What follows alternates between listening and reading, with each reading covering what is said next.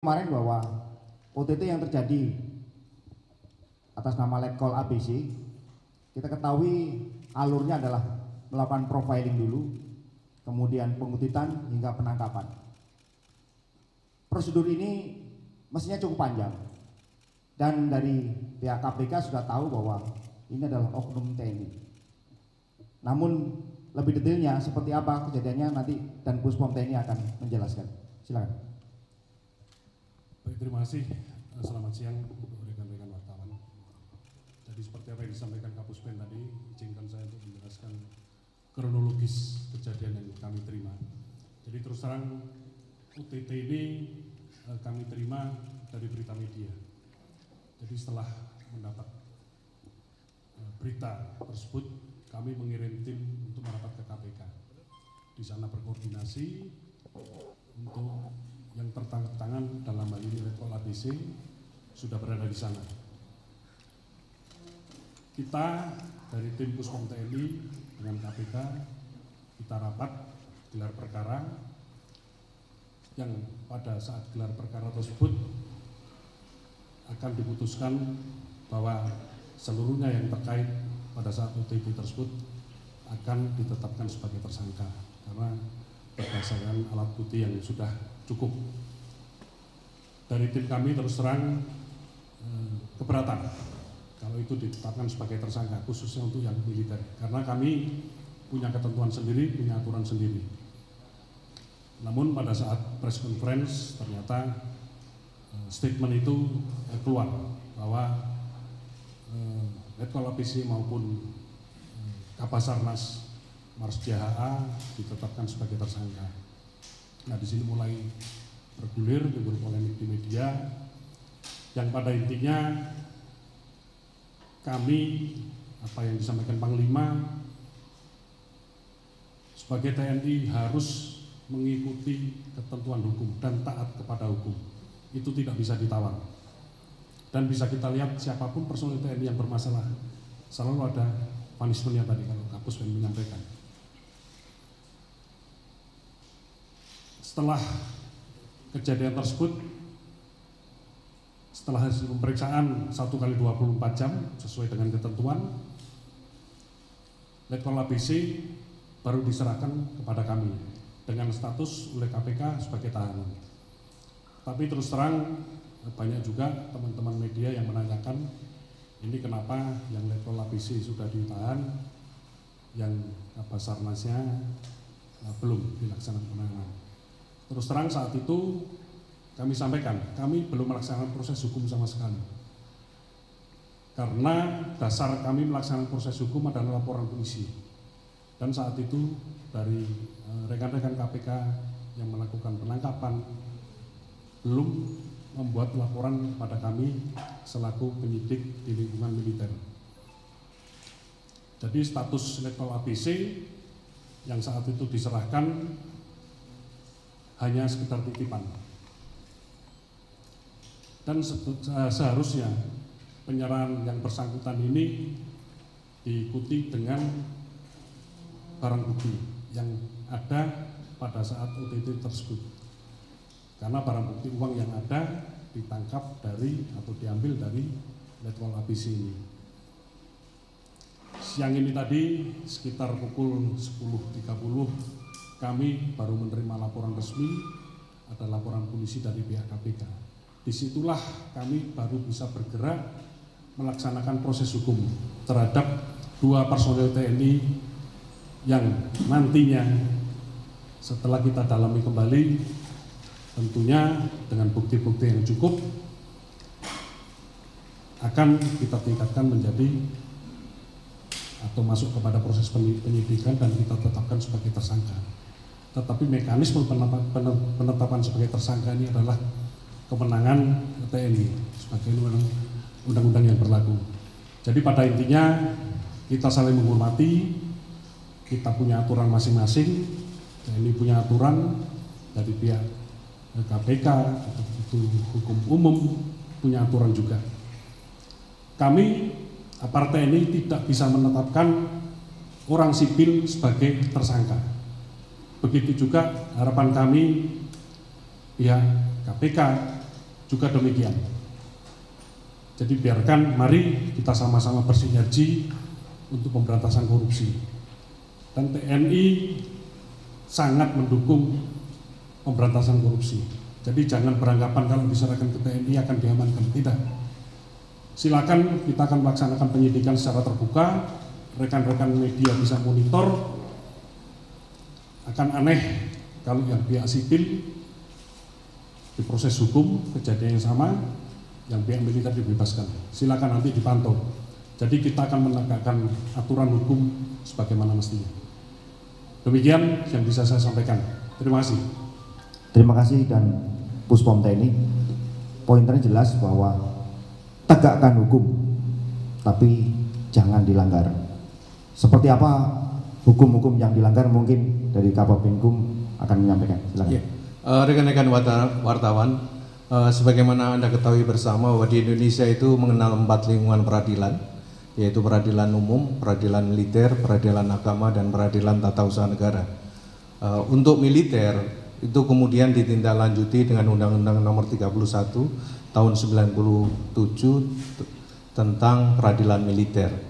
Oleh karena itu, untuk setiap tindak pidana yang dilakukan oleh militer, prajurit aktif itu tunduk kepada Undang-Undang 31 Tahun 1997. Selain itu juga tunduk kepada Kitab Undang-Undang Hukum Acara Pidana Undang-Undang Nomor 8 Tahun 81. Jadi pada intinya tidak ada prajurit TNI yang kebal hukum, semua tunduk kepada aturan hukum.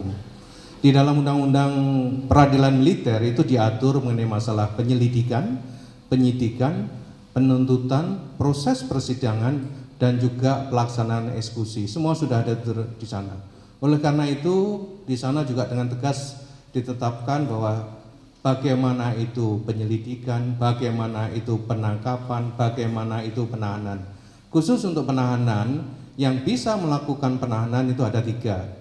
Yang pertama adalah Ankum, atasan yang berhak menghukum. Yang kedua adalah polisi militer. Kemudian yang ketiga adalah auditor militer.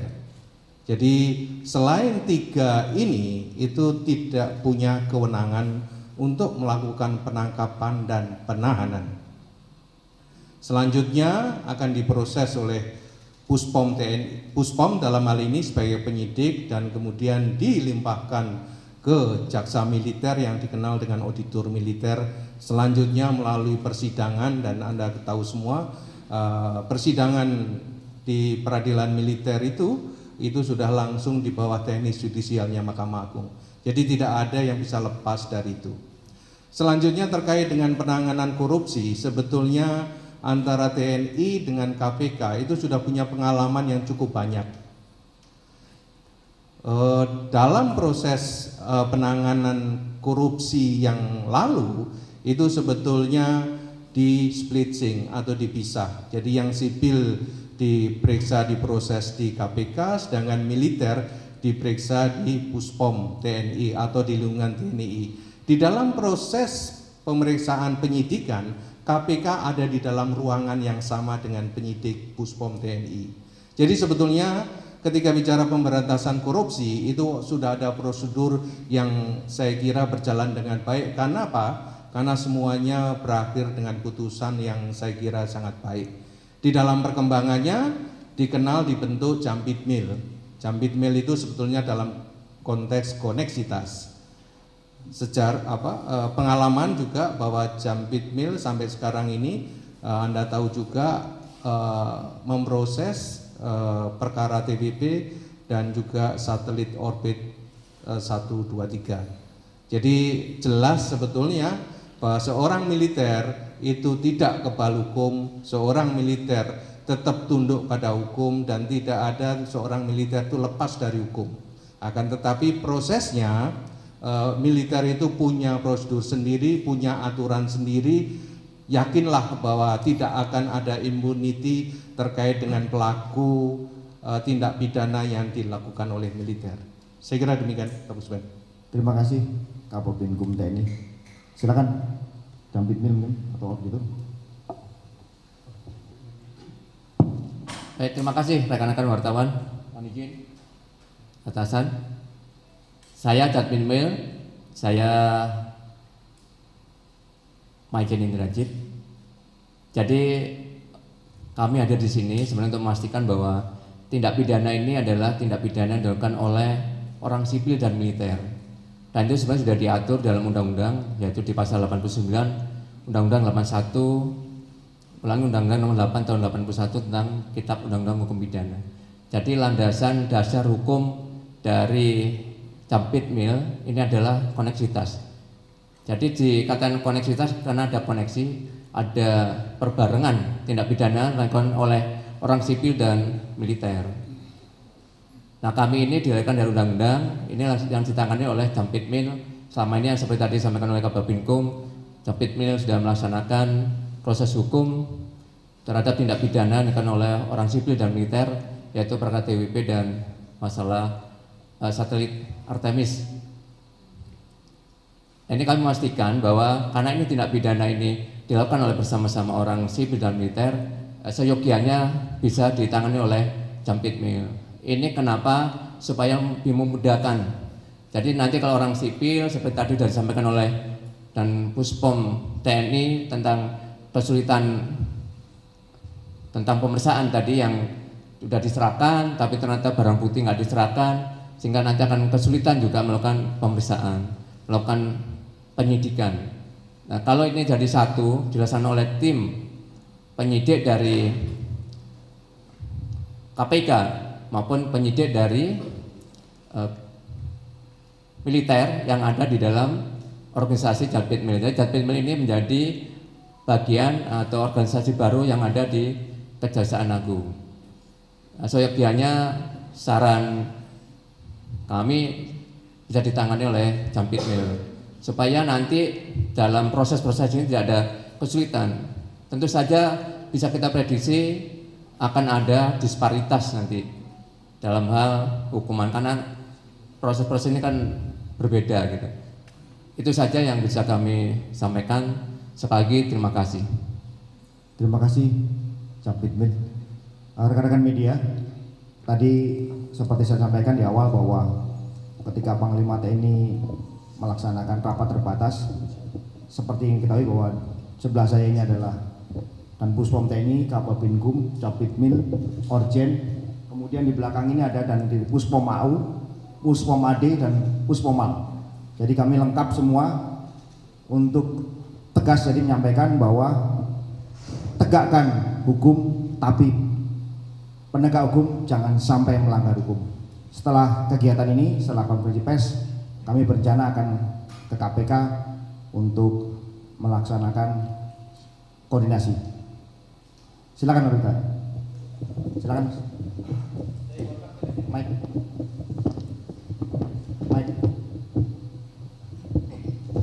Cek. Izin Mbak, saya Iwan dari CNN.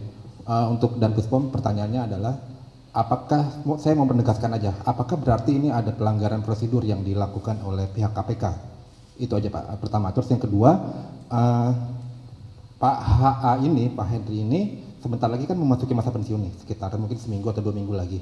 Nah, ketika beliau sudah pensiun, itu nanti tetap ditangani oleh Puspom atau karena dia udah balik ke sipil gitu Pak? Apakah kemudian dikembalikan ke sipil? Itu Pak. Terima kasih Pak. Baik, terima kasih. Saya izin menjawab. Jadi menurut kami apa yang dilakukan oleh KPK untuk penetapan personil militer sebagai tersangka menyalahi ketentuan. Pertanyaan kedua, untuk Marsdia HA memang sudah memasuki masa pensiun, tetapi tindak pidana tersebut terjadi pada saat beliau masih aktif. Jadi kita lihat tempus delictinya, waktu kejadiannya. Jadi tetap berdasarkan tempus delicti, yang menangani adalah kewenangan ada di polisi militer. Demikian, terima kasih. Ada lagi? Mike.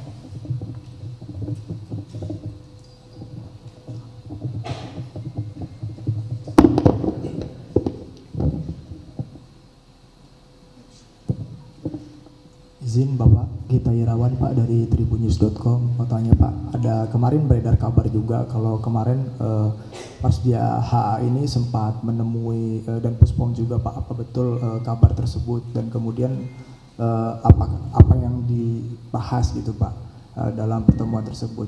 Kemudian yang kedua, saat ini posisinya Marsdia HA dan juga Letkol ABC ini ada di mana Pak? Apakah sudah ditahan atau memang masih dalam proses pendalaman gitu? Terima kasih, itu aja Pak. Baik, terima kasih. Jadi betul, Marsdia HA sempat menemui saya, tapi bukan dalam arti ada sesuatu, tidak, tetapi sebagai bentuk pertanggungjawaban beliau.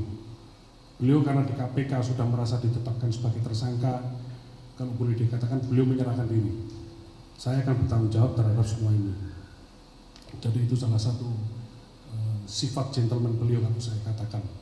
Jadi beliau menanyakan terus apa langkah-langkah apa yang terhadap saya harus dilakukan, itu yang beliau tanyakan.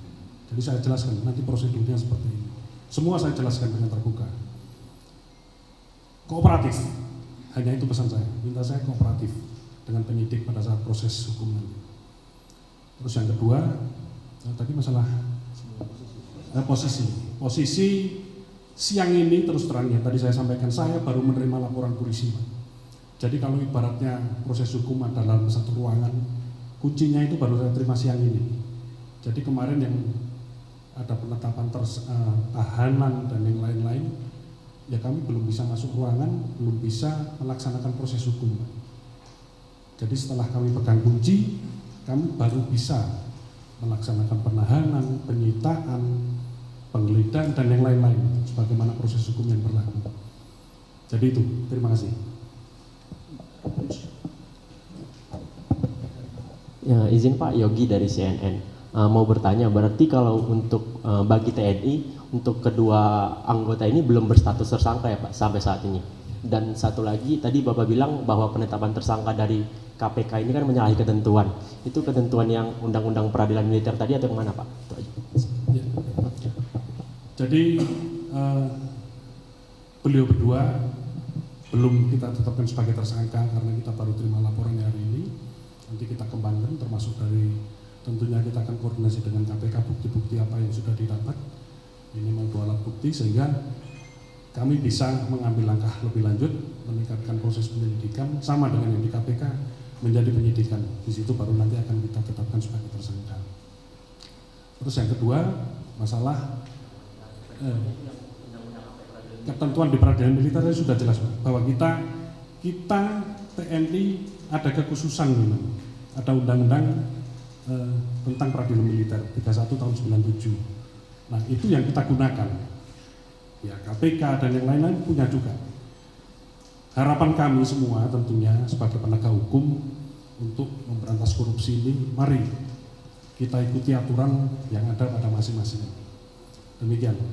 Terima kasih. Terima kasih. Kapolri menambahkan.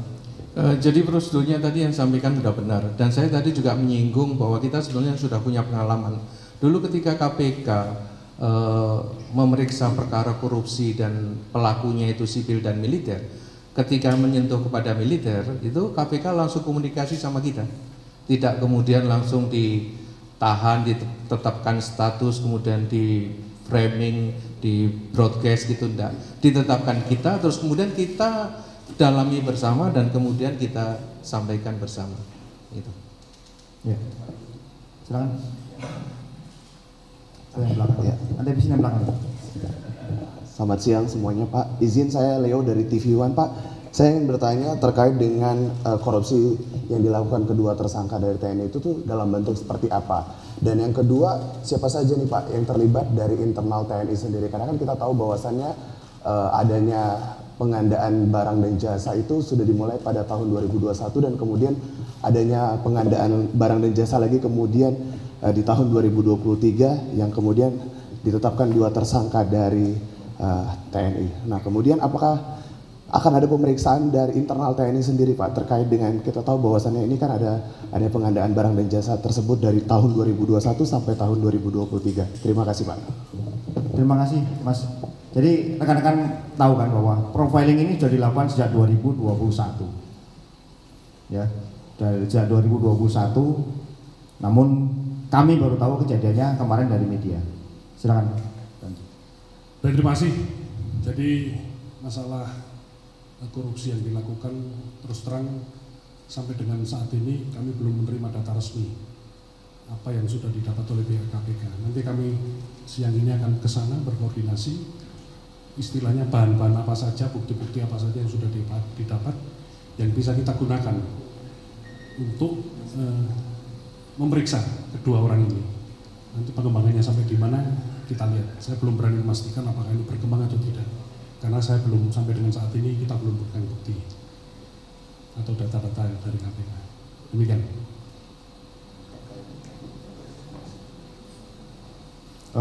Tersangkanya, tanda kutip tersangka, sudah diserahkan, tapi barang bukti masih ada di KPK. Silakan dicermati sendiri kronologis seperti ini. Ya, silakan. Yang tadi belakang itu belum, dari tadi ngacung terus. Pak, izin mau nambahin boleh? Ini untuk penekanan saja. Kenapa kan sudah ada barang bukti yang memang ditahan pada saat KPK melakukan tangkap tangan seperti itu senilai 999,7 juta, dan kemudian itu ditangkap langsung di dalam mobil tersangka yang merupakan anggota TNI. Nah, kemudian kenapa barang bukti tersebut sampai saat ini belum diterima oleh Puspen TNI seperti itu, Pak? Untuk memperjelas saja alasannya seperti apa? Mungkin lebih tepat ditanyakan ke sana, Pak. Karena kita hanya menerima penyerahan dua orang ini. Jadi silakan nanti mungkin ditanyakan ke teman-teman kita di KPK kenapa itu tidak diberikan. Terus, atau nanti didiskusikan di teman-teman kenapa kok seperti itu. Nih yang tadi, ini nggak mau pulang dia.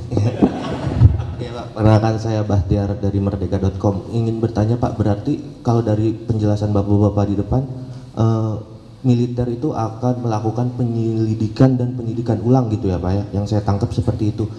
Dan di sini kedepannya ini kan di sini juga ada Jampit Mil, berarti kasus yang dari di KPK itu akan diambil ke Kejagung kah, atau nanti ditangani oleh auditor di militer kah? Itu yang pertama Pak. Dan yang kedua, ya kita tahu, kalau ini saya pengen minta tanggapan aja sih Pak, dan pandangan dari Bapak-Bapak, bahwa kita tahu kalau OTT itu kan cepat gitu ya Pak ya, cepat tangkapnya langsung cepat gitu ya, dan mungkin kalau ada pandangan yang kalau koordinasi dulu ntar keburu kabur itunya orangnya gitu ya. Nah itu bagaimana Pak pandangan dari Bapak-Bapak kalau karena kedua anggota TNI ini kan tertangkap dalam proses OTT gitu ya Pak ya. Satu-satu Pak. Ya, OTT itu kan prosesnya panjang. Tidak semena-mena ketemu di jalan langsung ditangkap. Kan bisa koordinasi. Ya, silakan. Baik, terima kasih. Jadi kaitan dengan OTT tadi, ini saya sedikit luruskan bahwa memang serah terima uang itu ada di BRI, dan beritanya di BRI, lapangan parkir BRI Mabes AR. Tetapi kedua orang ini ditangkap di luar markas besar TNI. Ini perlu saya tegaskan. Jadi khusus Letkol ABC ini ditangkap, kalau boleh saya katakan, di daerah Cipayung, di warung Soto Seger Boyolali dekat Polsek Cipayung. Nah, hanya di berita ditangkap di daerah Cilangkap. Nah, ini yang seolah-olah ini ditangkapnya di lingkungan Mabes TNI. Berikutnya soal koordinasi, apalagi pelaksanaan di sini, Pak. Kalau itu koordinasi baik dengan kita, tadi saya sampaikan. Kalau takut bocor, udah nggak usah ngasih awalnya. Kasih tahu Pak, jam sekian standby, nanti kami jemput, kami mau nangkap TNI Pak. Udah kita ikut Pak. Kita nggak akan tanya di mana masalah apa enggak, kita akan ikut. Ini kan dekat sekali Pak di Mabes AR. Mungkin nggak usah ditangkap di luar, cukup di parkiran kita tangkap. Kita yang menangkap, mereka menangkap. Saya kira demikian. Ya, ada lagi? Dari Metro. Selamat siang Bapak-Bapak, saya Sarah dari Metro TV. Sebenarnya mau menegaskan aja, jadi kapan ini dari Kabasarnas maupun dari Letkol ABC akan ditangkap oleh polisi militer TNI? Terima kasih. Terima kasih. Kalau kapannya mungkin dalam waktu secepatnya setelah kelengkapan administrasi untuk proses penyidikan sudah kita lengkapi. Jadi kita nggak usah khawatir rekan-rekan bahwa ini akan kita olor-olor supaya tetap dengan bukti-bukti yang ada. Hanya tadi kita perlu kelengkapan alat buktinya dari KPK. Saya kira sudah cukup, dan kita misalkan melakukan penyelidikan sebagai prosedur sebelum ke penyidikan itu saya kira tidak perlu terlalu lama, karena apa yang sudah dilakukan KPK tentunya sama dengan apa yang kita perlukan nanti. Jadi demikian. Ya, Mbak dari Mabes TNI, Mbak. Itu logonya Mabes TNI. Oke Pak, saya Rizka dari Kompas TV, selamat sore. Kalau misalnya tadi kita berbicara soal proses penangkapan dan penetapan tersangka gitu kan dari militer, ini juga punya cara sendiri, dari KPK punya cara sendiri. Nah saya ingin bertanya terkait dengan nanti jalur ataupun proses selama berjalannya proses hukum gitu ya Pak ya. Apakah nanti ini akan paralel bersama dengan KPK ataupun nanti akan saling silang? Ini kan akan ada saksi-saksi lain yang mungkin juga bukan dari anggota militer gitu Pak. Nanti akan seperti apa prosesnya Pak? Mohon penjelasannya. Terima kasih. Terima kasih Pak. Baik, terima kasih. Jadi prosesnya soal kecepatan proses penyelesaian di masing-masing saya kira. Tapi saya kira tidak akan berbeda waktunya terlalu lama. Dan mekanismenya sama, mulai proses penyidikan oleh KPK, masuk ke penuntutan kalau kita oleh auditor, mereka oleh jaksa KPK, terus sampai ke proses persidangan yang berujung nanti kalau sampai kasasi ada di satu tempat juga di Mahkamah Agung. Tetapi terkait dengan mekanismenya sama Mbak. Untuk tersangka militer kita memerlukan saksi dari yang sipil yang ada di KPK. Begitu juga tersangka sipil yang ada di KPK, saksinya adalah dari militer. Jadi nanti untuk Marsdia RA maupun Letkol ABC akan diperiksa juga oleh KPK sebagai saksi. Nah soal mekanisme pemeriksaannya di mana itu teknis sifatnya. Terima kasih. Ada lagi? Mas, terakhir ya? Karena kami akan segera menuju ke KPK lain.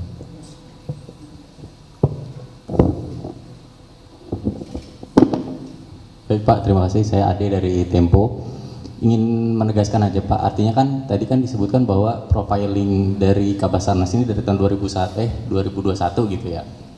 Artinya komitmen dari TNI ini untuk pemberantasan korupsi ini seperti apa sih Pak? Artinya kan kalau bisa dikatakan ini kecolongan oleh KPK gitu ya, kalau boleh dikatakan gitu. Nah, berbicara dari dari TNI-nya sendiri, komitmen untuk misalnya untuk mencegah atau tindakan korupsi ini bagaimana gitu Pak? Mungkin itu. Terima kasih Mas. Sebetulnya beliau ini kan bukan dari TNI aktif, TNI yang ada di tubuh TNI sendiri, tapi di luar TNI. Jadi tidak bisa disebutkan sebagai kecolongan. Internal TNI sudah melakukan namanya waskat, baik itu dipimpin oleh Irjen masing-masing Kotama sampai ke Inspektorat di Mabes TNI, sudah sangat kuat melekat. Kemudian perintah harian Panglima TNI juga sangat jelas mengenai Sabta Marga, Sumpah Prajurit dan sebagainya. Nanti akan di-share jelas perintah harian Panglima TNI nomor 1, 2, 4 dan 6 misalnya. Itu bisa jelas disebutkan bahwa itu adalah pagar-pagar bagaimana TNI untuk berperilaku. Pada prinsipnya rekan-rekan media maupun masyarakat Indonesia sudah paham betul siapa Laksamana TNI Yudo Margono. Hanya ada hitam dan putih. Kalau bagus jadi dikasih reward, kalau jelek ada pelanggaran hukum jadi punishment. Dan punishment sangat jelas, bisa dicek di berbagai sumber bagaimana ketegasan beliau dalam memimpin. Jadi tidak usah ragu-ragu dari masyarakat maupun rekan-rekan media bahwa ini akan dilaksanakan secara terang benderang apa yang disampaikan oleh Dan Puspom tadi. Bisa diikuti perkembangannya seperti apa. Demikian, terima kasih. Sudah saya? Dari mana Mas? Ya. Koran Tempo. Saya mau tanya keterkaitan korporasi dalam kasus rasuah ini, yaitu PT Kindah Utama dan komisarisnya Roni Aidil terhadap kasus rasuah ini. Nah, itu kan di korporasi tersebut mencantumkan bahwa dia adalah supplier spare part bagi TNI AU.